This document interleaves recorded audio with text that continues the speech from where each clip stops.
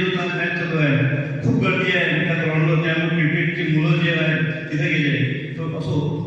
आणि मी थोडंसं बोलतो, आज देशात युवा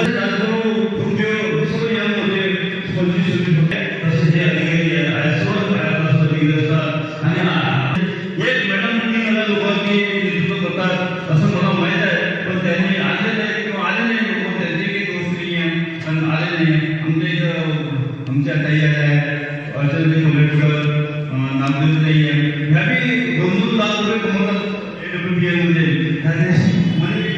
माझ्या इथे महिना तसं कमी कमवत नाही, असं नाही काही कमवतात पण काही नाही.